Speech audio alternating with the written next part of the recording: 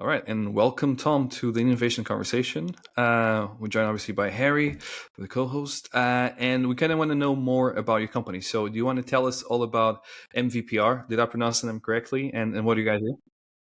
Yeah, thanks, Ricardo. Thanks for having me on, firstly. Pleasure. Yeah, sure. So the company. So my background's in PR. I've been in PR Mhm. for nearly 10 years. Well, And I worked for boutique agencies. I worked with startups. I worked as a kind of consultant to early stage startups back before it was cool to be a startup in sort of 2014, mhm. 15. And then most recently, I went to a company called Edelman back in 2018. And Mhm. I was brought into Edelman to help them create their offering for startups. Um, and so Edelman's one of, I think, maybe the largest PR agency in the world. Mhm. And I think at the time they recognized this opportunity to work with scaling companies in a slightly different way to the way that they worked with the AstraZenecas and the Mhm. Bosches and the Ferreros of this world, much Yep. larger companies. And they wanted to work in a leaner way. And of course, kind of, I think, work with some of the future residents of the FTSE and the NASDAQ, Mhm. not just the ones that are currently in it. And so I joined to help build Emerge, it was called, which is the department Mhm. for really scale ups, I would say, at Yep. Edelman. And I mean, Edelman's brand value is really strong. And so as soon as people started to learn that we were doing PR for startups and scale ups, Mhm. I had like the full gamut of companies come through the door. Oh, And wow. so I'd have really, really interesting days where you talk with the founder of a pre-seed stage startup in the Mhm. morning, and then the CMO or the head of comms or corporate comms at a listed company in the afternoon, Mhm. that was looking to do, I don't know, crisis strategy or internal reporting or something similar. Now, naturally, the smaller companies were too small to work with, and so we would always refer them down into really, really good freelancers where we thought they'd be the right fit, Mhm. in the right vertical, that were good Yep. at content writing or good at strategy, or boutique agencies sometimes if there was a specific niche that we thought were really good. Mhm. But I always had founders, especially, would come back Yep. and they'd be like, "This is great, thanks for the introduction, but at the same time, we still don't want to spend, 3, 4, 5K a month on a Mhm. freelancer. Yep. We have a content manager in house, or we've got somebody who's in charge of operations or in charge of marketing. Do you have a platform we can build on top of and use the knowledge? We've got the time, just not the knowledge of how to do it. Do you have anything? Do you have a resource base? Do you have a platform?" And obviously we didn't have one. Yep. And so I left to build the thing that startup founders and CMOs, especially at smaller startups, were asking Mhm. for. And yeah, that's kind of where it got started. So, I mean, the starting point, to be honest, was to look at the broad spectrum of things that happens currently in a traditional press office. Mhm. Press office is essentially what you would set up for a company within an agency. It's usually 3 or 4 people working on a specific account, monitoring the news and seeing what's being written, looking for opportunities where they can get their company into the press, get their client into the press, Mhm. sending announcements, the glamorous side of, funding announcements and whatnot, placing like what we would term like thought leadership articles or articles from like a specific person within that company. And so I looked at all of the things that we already did from like a gold standard approach at Edelman, and then worked out what of those we could automate. Oh, nice. And just took them on one by one. So we built something super crappy initially. It always is, isn't it? The first product is always crappy, but that's part of the experience. Our first product was a Notion page, Okay. which we sold for £40 a month. Nice. Yep. And then our first ever client, actually to this day, don't know how they found us. They were inbound from God knows where. Okay. Um, we worked with them a month, and then I think at the end of the first month, they said, "Oh yes, we don't think we're paying you enough. We'd like to double what we're currently paying you." So then we literally Okay. we doubled revenues in our first month So you went from from £40 40 to £80, to $80 per month? £40 to £80 a month, not even Pounds a month. dollars. So yeah, So yeah, revenues grew by 200%. Nice. It's a good Which step. is obviously, yeah, it's That's a always really the good way step that for a that's company. obviously. And then I think revenues grew by 300% the following month, as Hmm. they always do in those early days. Anyway, yeah, and so it was just a Notion page basically, and then after that we built a very basic MVP. Hmm. So I, at the time it was 2021, and I think the UK government were giving out, well, I say giving out is probably maybe not quite the right term, but Hmm. they created the bounce back loans. Yes. And so for some context, at the time, I have a lot of my friends and peers were working in VC already. Hmm. And one of my best friends was working at a really well-known fund in Europe. And he said, um, this was the height of the moment where money was super cheap. And he was like, don't worry, we'll create a prototype. We'll like basically set up a bunch of conversations with VCs. Okay. They'll basically say yes to this. And then you can raise 2 million at, a 10 million valuation and go and build a prototype. And I was That like, is a that good sounds friend cool. to have. That sounds That like. sounds great. Let's do that.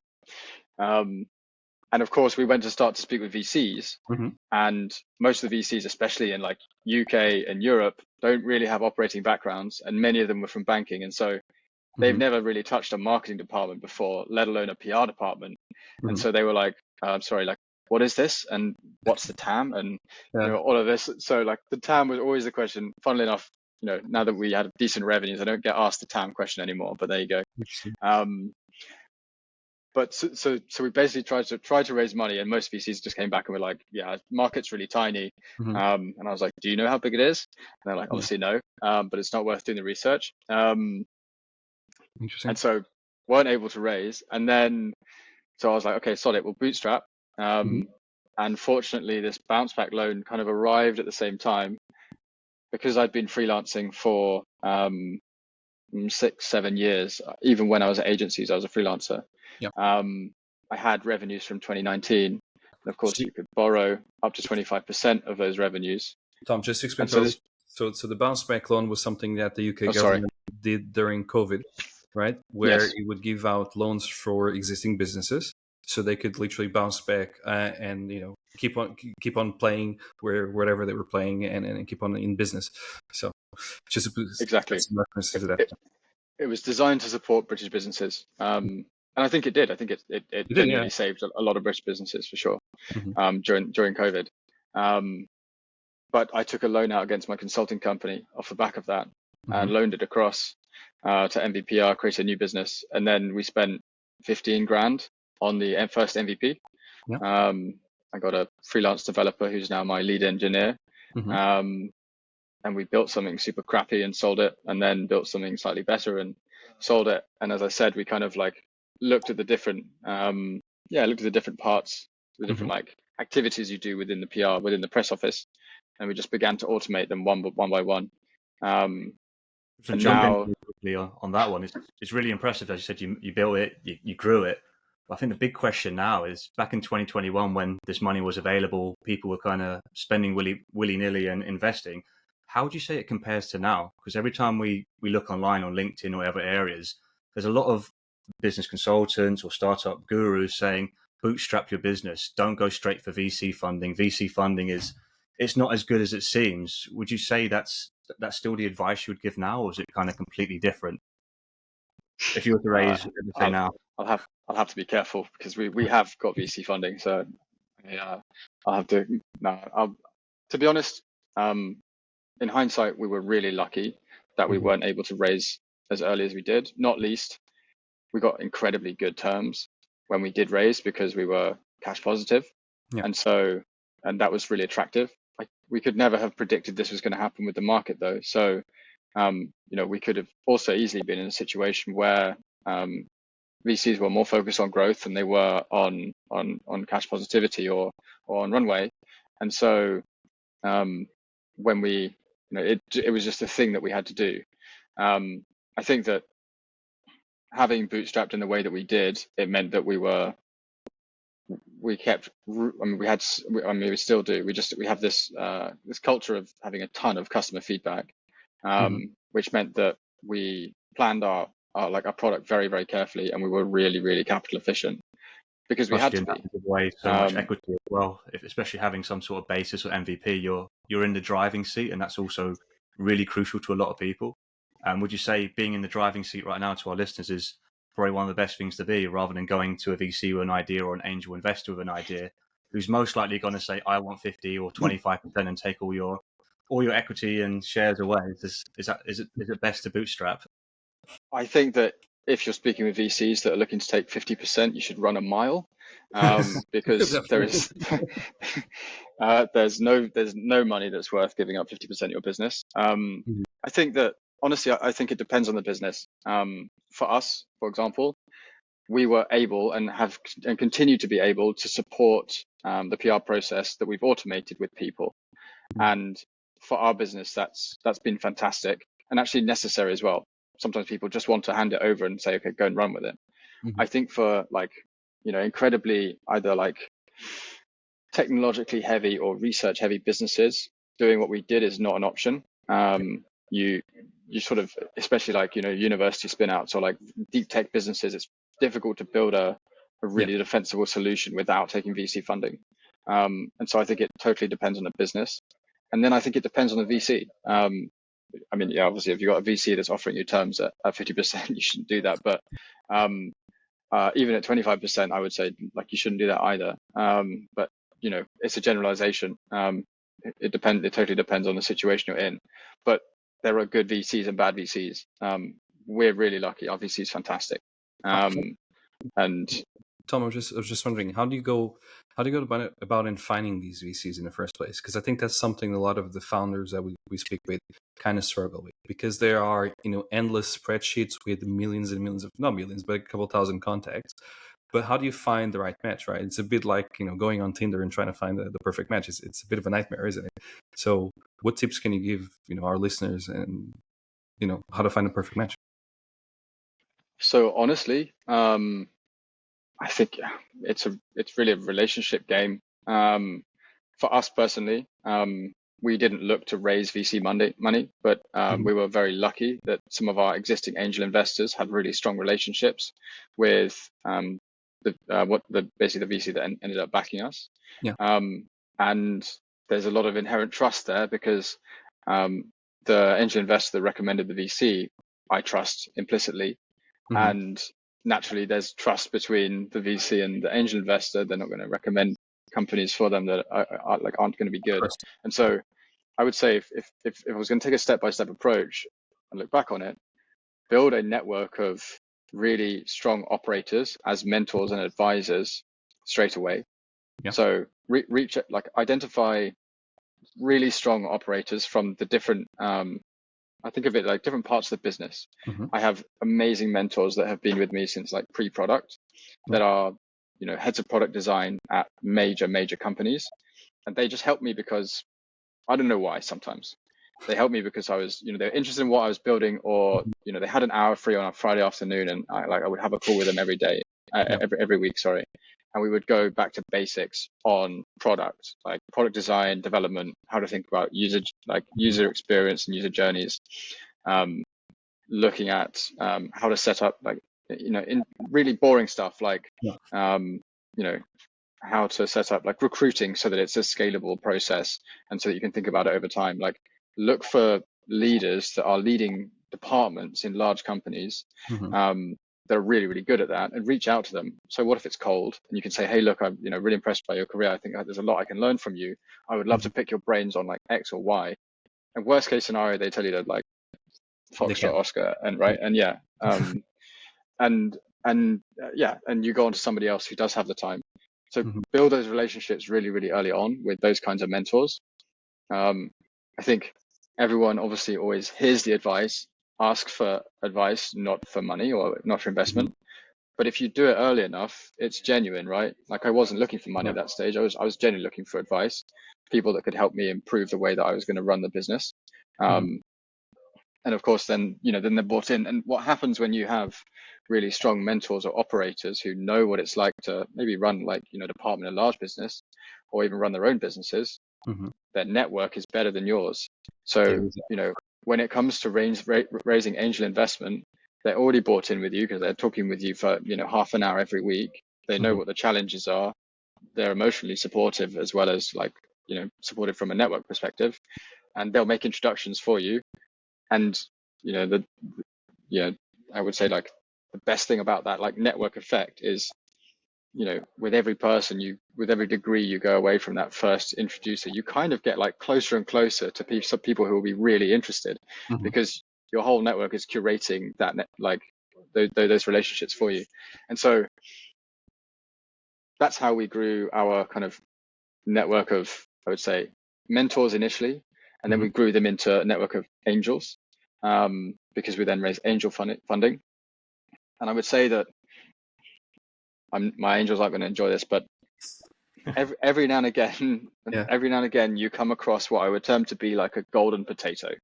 So a golden potato, right? Tell us more about this. Yeah. So I don't know if anyone's ever dug up potatoes, but I have. And usually what happens when you dig potatoes up is you find one, and then you find that there's a potato that's like doesn't look that interesting, that actually is attached to like hundreds of other potatoes. Yeah. And then once you start pulling them out, you're like, oh wow, there's way more in here than I even possibly imagined. I'm going to have potatoes for like months. And for me, that is finding a golden potato. So there are angels out there that exist that are fantastic people and amazing mentors. And once you have brought them over, they introduce you to a whole range of people. And I've literally joined calls with angel investors who are mine now, where, in fact, roughly about the same time this time last year, I jumped on a call with somebody who, and like their video comes up, and they were like, right, so cool. Marcus is in, so I'm in. I just wanted to check that you're like an okay person. But like, let's spend the next half an hour getting to know each other. And I was like, oh, cool, okay, awesome. And that's what happens. And what then happens after that is when you do come to a stage where you want to raise VC funding, all of those angels some of them anyway, will be LPs in those funds. So they'll be limited partners. They'll have invested in funds as a way to diversify their own investments. And so those introductions are then worth their weight in gold, because you have basically an investor in a fund who's telling the fund, you should look at this company that I've written an angel check for. So that's how I kind of view it. If you're going to start from the ground, you don't have any network connections with VCs already, that's how I would do it. Just ask for advice. Tom, if you don't mind me asking, I mean, I don't want to know the exact figure, but let's say you're a startup and you want to raise a very small amount, let's say 100K. I mean, this is quite feasible to do, right? Just asking for people, are you interested in joining the startup? What do you think about the amounts? Because there is a difference between, I guess, raising in the US, raising in the UK, raising in Europe. How do you navigate all these differences? Yeah, with difficulty. So raising for us personally, I've had these kinds of conversations recently with some of our angels. We are creating a new category of product, and European investors inherently are wary of that, in a way that US investors are not. And so I think, again, it depends on the type of company you are. If you're creating a new category, or you're doing something that is wildly kind of out of the box, outside the box, then the US could be a better place for you to do that than the UK or Europe. That said, there are phenomenal investors everywhere.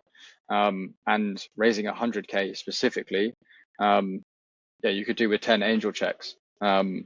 I think generally what you find, or what we found anyway, we did do a 100K raise in December 2020. That was, I think, 7 or 8 people in total.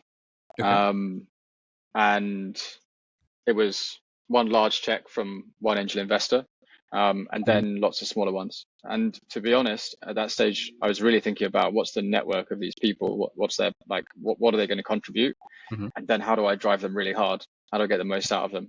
And actually, we took investment at I think we even took some. I think the smallest check I think we took at that round was 5K, but I would go down to 2K for the right investor that's going to unlock a lot. I think the most important thing is it's economically meaningful to them. If it's a meaningful amount of money to them, they're going to be bought in. Obviously, there are thresholds that it's probably pretty unwise that you go under as you kind of scale. But then, if you want to give somebody equity, find a different way to get them bought into the company. That doesn't necessarily have to be from equity. But to come back to your question about, sorry, what would be the other ways of letting them buy into the company that's not equity? you give them advisory shares. If you find like a really, really high net, like maybe not high net worth, but a really high value, person that you want to turn into a mentor, that you want to have their advice on your product. There's a great on I think Founders Institute has a fantastic template for founder like a founder advisory and equity. Use that. And yeah, obviously don't give away very much. I wouldn't ever recommend giving away, like employee level equity to advisors, especially as you also need to keep tabs on exactly how much they contribute to your business and where the value is. But yeah, I would do it like that. We have done it like that. Interesting, because there's always, I guess, when there's a will, there's a way, right? And it's funny how you told us all these stories about navigating just investment, because I think that's something that a lot of companies struggle. But let me ask you something else. What about the first hire? Because you built something in Notion, you had, you're a lead developer building something, your MVP, and how do you scale things up? I mean, because that's a quite complicated process, isn't it? Because you need to get feedback from your existing customers, but you also need to think about, how am I going to build this from scratch? What actually makes sense to develop? So how do you go about creating, developing the idea even more? So, I mean, to be honest, I'd already worked with the developer that I brought in as a freelancer, and it was super scrappy. Initially, it was literally just his salary. He worked 3 days a week to start with, and then he went up to 5. And then we just hired as we were able to. It sounds really basic, but we started to make more money, and I was kind of beginning to think, okay, like, who can we hire that's cheap enough or on a flexible enough basis that we can still add to the team.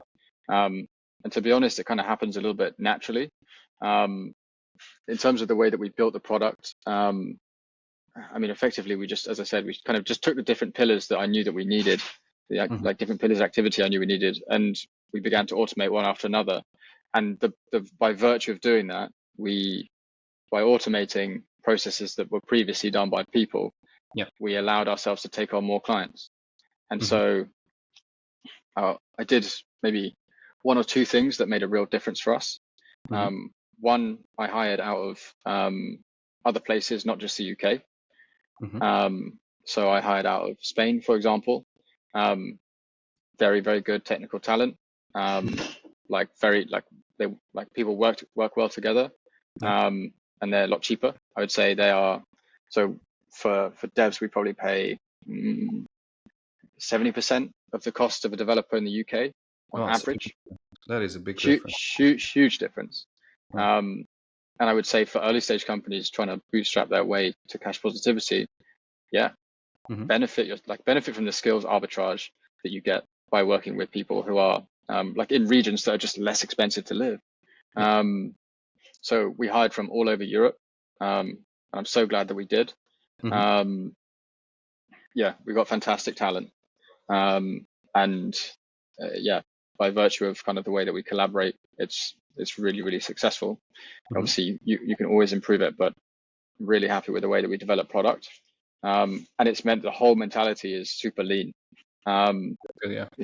We don't spend money when we don't need to. We're very, very critical about what we do spend money on and whether or not it's actually pointing towards our sort of like North Star metric or the metrics that we know are driving growth within the business. And then we'll make bets on which ones we think are going to move those metrics the most. Because I think that that's always something that people are a bit cautious about is, do we go and hire internationally or do we just stick to our local market? But reality is nowadays, everyone is kind of used to working remotely as it is.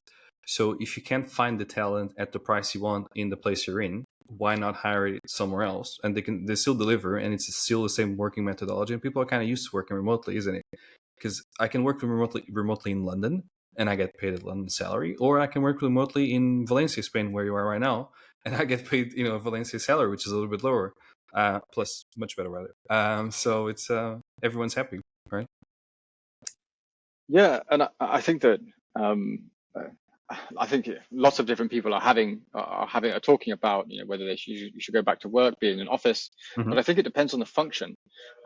If the function of you, if for developers, for example, where actually they really benefit from being able to go into deep work, Hmm. and realistically they need a check-in at the beginning of the day. They need to be able to check in very easily if they get blocked, so Yeah. that like your team can unblock each other. They need a clear understanding of like where you're going and what the customer wants, Mhm. and then you can check, in at the end of every week or every sprint to talk about, blockers, how to work better, how to improve.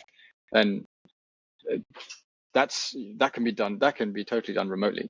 I think Yeah. for us, for example, for our customer success team, so this Mhm. is the team that supports with strategy, advisory, Mhm. copywriting sometimes, like advice for CMOs on how to do PR really well, and then sometimes do it for them as well. It benefits those teams to come together, Mhm. because there's a lot of shared knowledge that you can have in an office, where you just literally turn to somebody on your right and say, "What do you think of this? Can you explain this process to me?" Or alternatively, I was just thinking about doing this, like you did this last week. Can you just quickly Yeah. explain it? And that kind of like knowledge sharing is essential, because that kind of thing doesn't really happen on Slack. No, It's no, yeah, it's it's harder. especially not if you've got like junior people and senior people. Junior people might try and like muddle something out themselves before they reach out, whereas in person it's less likely, because it seems a lot more informal. Accessible, yeah. Um, exactly. And so I think it depends on the function, to be honest. But I would highly encourage people to hire from around Europe if you can. There Mhm. are now, if you want, also if you want to have employees, there are, like, thanks to the pandemic, companies like Omnipresent and Deal and Remote, and who make that easy for you to do. Yeah, why not? Why not? It's a good thing. It's a good say. Tom, let me ask you something. I'm super curious about.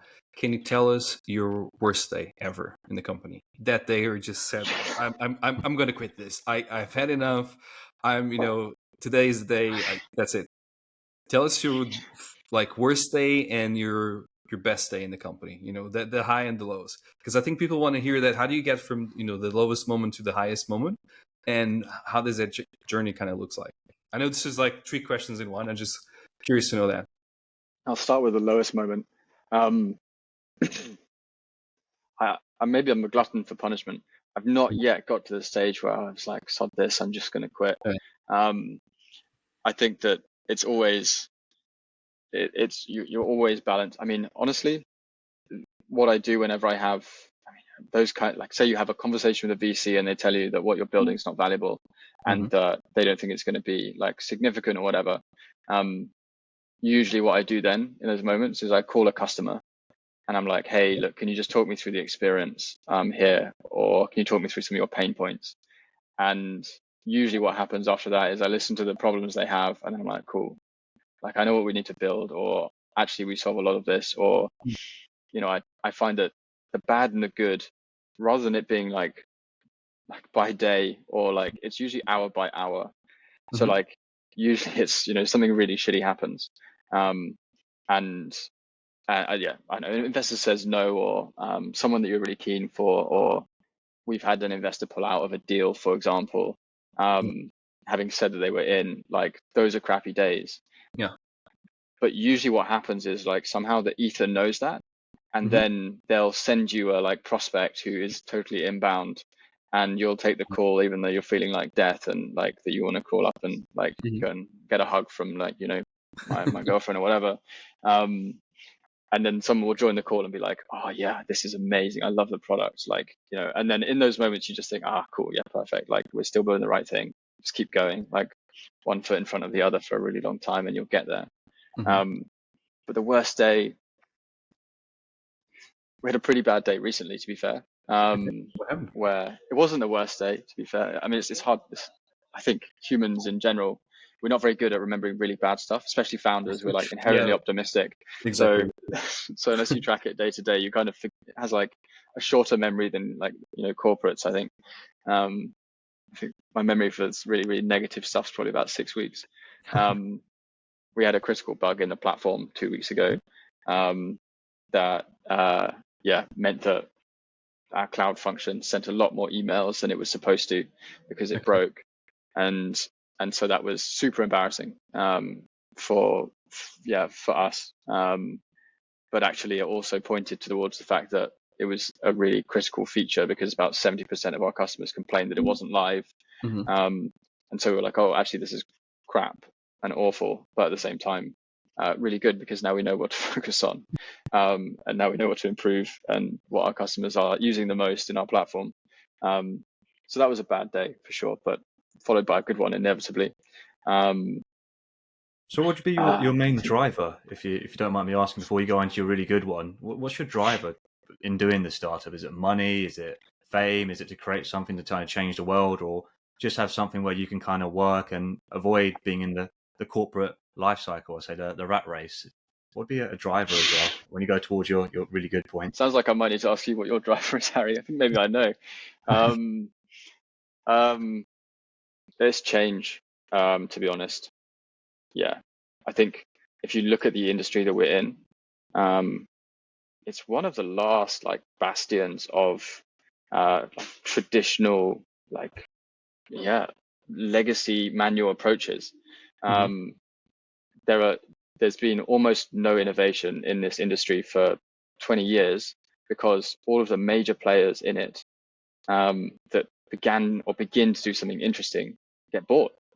There are like three main acquirers in this industry, and they just buy up companies whenever they begin to look like they're doing something interesting, and they either try and incorporate them into what they're already doing, or they shut them down.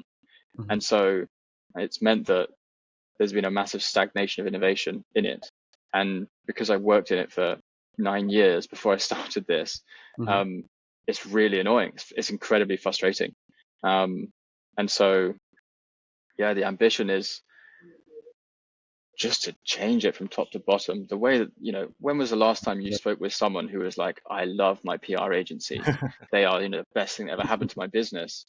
They don't. PR has an incredibly bad name. Like people, whoever you speak to always had a negative story, or at least once, of some crappy PR agency they worked with that, took 40K off them in 4 months, and they didn't see any ROI off the back of that.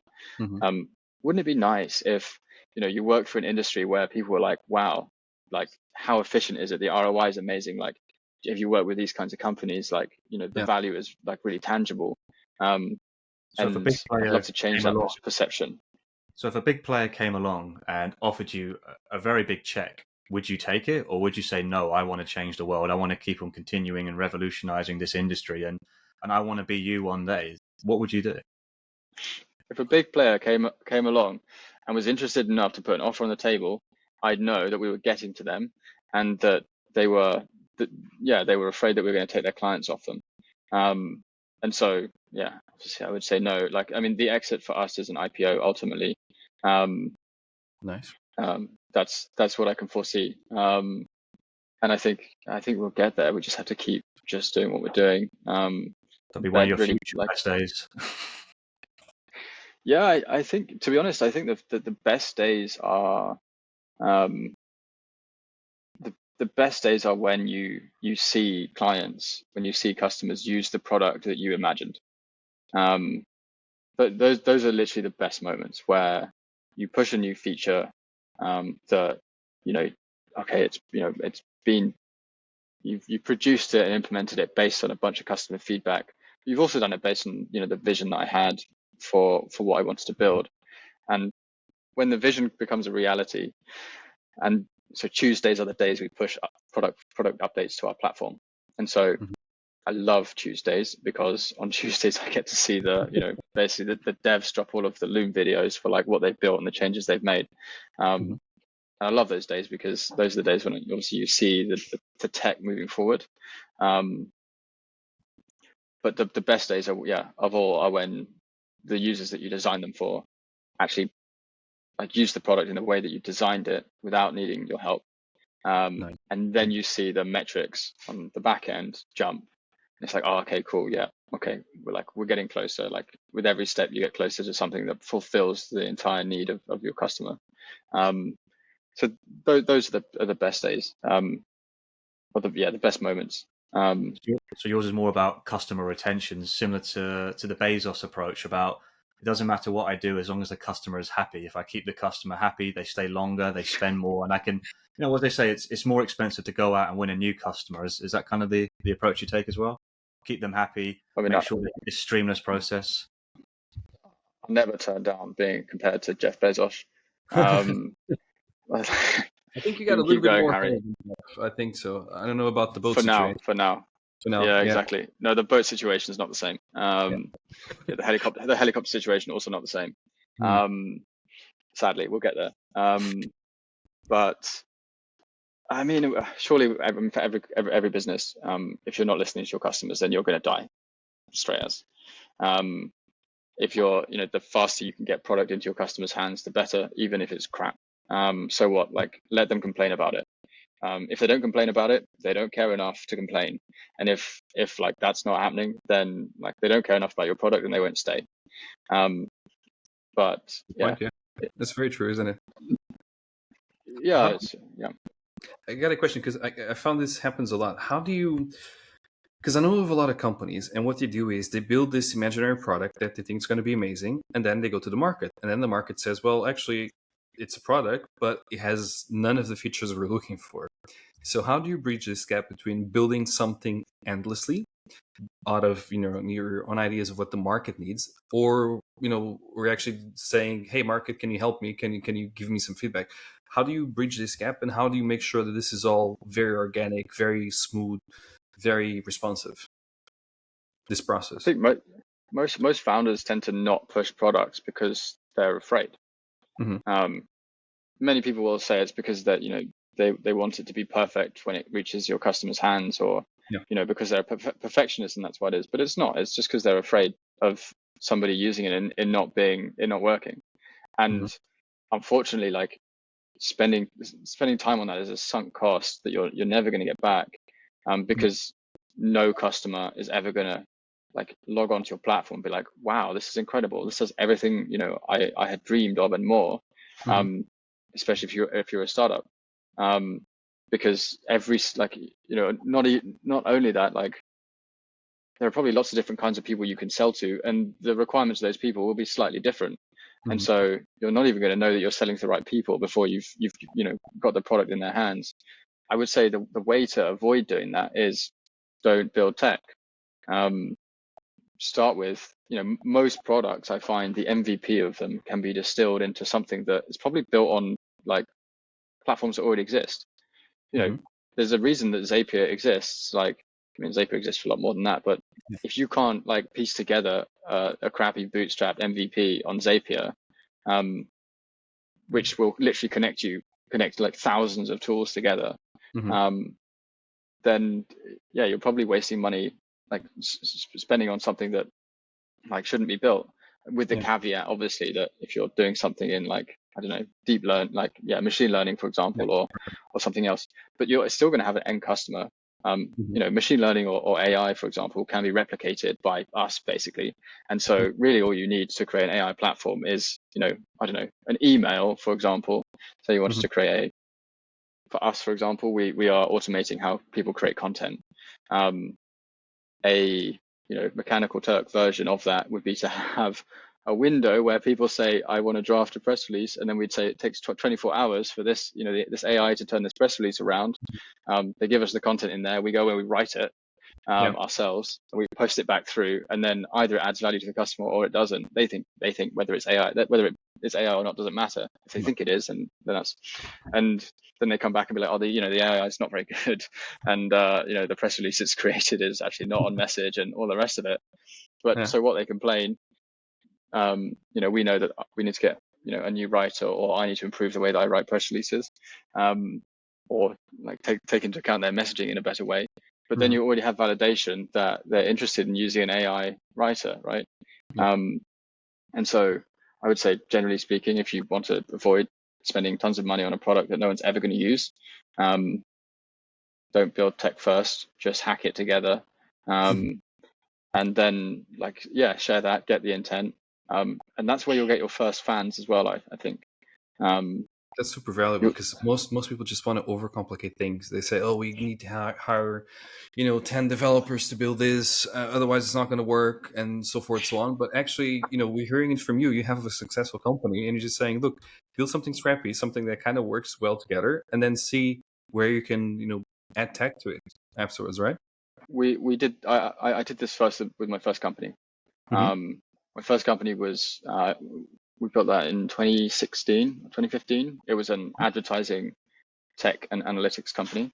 Yeah. We built real world games using image recognition. And yeah, my perspective back then, as naive as I was, yeah, let's build something really cool that people will use. And so what did we do? We started by building tech.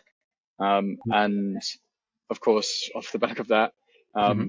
we built something that, yeah, people did use a bit, but it didn't solve like a really deep customer need. And so fortunately, we didn't spend too much money building it. But yeah, we took the latter approach, which is build something really good, get it into the hands of customers, and then learn, right? Yeah. It's still about learning. It's still about getting that customer feedback. It's just that you want to get that customer feedback when it's good, not Mm-hmm. when it's crap. Yeah. And actually, nearly always the most valuable thing that you can do is you put something in a customer's hands that gives them the semblance of what you want to build. And they go, Mm-hmm. why is this here? Or like, this doesn't make any sense. Like what I really want to do, or what I wish this would do is Yeah. this. And they're like, oh, perfect. Thanks very much. We'll go and build that thing. And then you build like a crappy version of that, or just a mock up even. Mm-hmm. And then you put it back in their hand and they go, oh yeah, okay, interesting. I can see what you're doing here, but like, this doesn't really work. And actually I'd rather have this.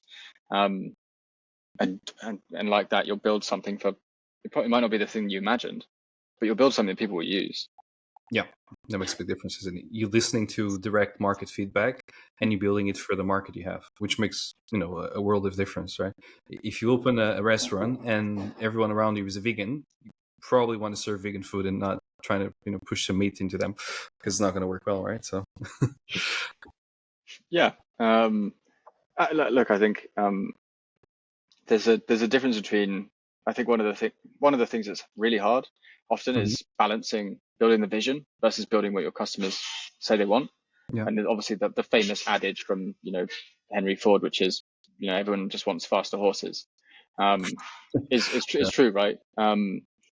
Oftentimes if you listen to your customers too much, or just build the things that they ask for, Mhm. without really understanding why they're asking for them, you'll just end up, trying to breed faster horses, rather than building the automobile. So there's a balance to be had, but for sure, yeah, build So something super crappy first, like hack it together, and try and have customers before you've got a product. So as we come to this always the end of the podcast, and it's been a great conversation, and having you on board with us, Tom, giving us an insight into, as you said, customer focus, learning, education, making sure that you build this network of mentors and facilitators to help you grow and develop and also help you along the way, as well as not giving away too much equity. The question that we would like to end with is essentially, That's key, I would say. where would you see yourself? Don't Go on, sorry. Sorry. Don't give away too much equity early on would be my humble advice. Not least, it'll be a red flag on cap tables as you get to later stages. So don't give away 50%. Yeah, I think we'll never give away 50%. Yeah. I would Never say, give away 50. But where would you see yourself in 5 years? Where would you see MVPR going? Where would you see yourself? Would you still have your IPO and moving along, or would you be trying to fight the big corporates or get your buyout? Where would you see yourself, or where would you like to see yourself? yeah, I think in 5 years, 5 years time is a long time away. I think there are going to be so many things that change in the next 5 years. One, the media landscape is going to change. It's already changing. The way that we consume news now is very different to the way we consume news a year ago or 2 years ago. You've got the rise of, smaller, like, Substack, Medium, etc. People are self-publishing. The way that you receive or view news articles in the first place, they tend to come in via WhatsApp. You might see them on Instagram. They might come in from newsletters, or because someone sees an article and recommends it and sends you an email that's got the link in it. So the way that we are consuming news is massively changing, which naturally means that the way that the PR world will work will massively change too. I think that PR agencies as they exist right now will no longer exist in 3 or 4 years' time. I think that, if I look at the way that GPT is moving forward, look at how far it has come in the last 6 months. This is a product that launched, like in November, December last year, and look at the advancements in AI content generation. At the same time, you've got companies that are looking at voice regeneration off the back of AI or pricing or like training on a single person's voice. And so the way that content as a whole is developing means that a lot of these agencies that aren't even remotely technologically enabled will die, especially the smaller ones, I think, that won't be able to anchor onto larger like consultancy-based contracts. But I think the way that the news outlets are also set up will drastically change, because you'll need fewer journalists to write higher quality articles. Newsrooms will have AI in them. So the newsrooms themselves will be sourcing content from APIs rather than from people. And so it's impossible to say whether we'll be at IPO or whether we'll be in front of private equity at that stage. But I think we'll be driving that change. We'll be forcing agencies will either have adopted us or not, and may no longer exist, or have adopted something similar. I think companies will be doing a lot more of their own PR for much longer in a tech supported or tech enabled way. I think the marketing agencies will also be offering PR as well, which few of them currently do. Also in its kind of tech-enabled way, and the way that readers consume the news will also be, significantly changed. And I think that we have the opportunity to drive a lot of that, and turn news distribution anyway from something that is currently pretty manual, where it's not on our platform, into something that could be even programmatic, and where you're actually, imagine, for example, you're reading a news article in 5 years' time that is talking about climate change, and the examples that you have in your article are examples from floods in London, because that's where you're based.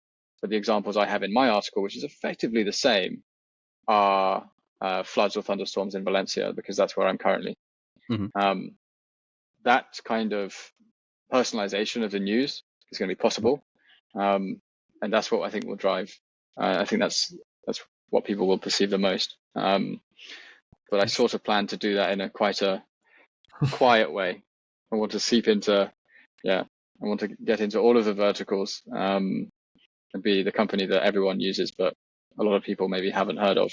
Because ultimately, for us anyway, it's about making sure that our clients are the ones that are in the news, and making sure that journalists and publications and subsequently readers have the most relevant news for them. So hopefully it's a quiet but rapid growth. Sounds good. Tom, if people want to find you and find your company, can just tell us how they can find you? What's the best way to reach out to you? Feel free to plug in as much as you want out of your company. Thanks, I appreciate it. And look, thanks for having me on. I've enjoyed the conversation. If you want to find more about MVPR, you can go to mvpr.io and put your email into the window we have there. You can do that and have a demo of the platform with myself, or with one of my team, but probably with me. Or you can reach out to me. My email is tom@mvpr.io. And you can hit me up on Twitter as well if you're interested, or on LinkedIn. You can follow the company. Totally up to you. But always open. Thank you very much. Tom, it's been an absolute pleasure. Thank you for joining the innovation conversation. It's been quite insightful. Thanks. Thank you. All right, thank you. Thank you both.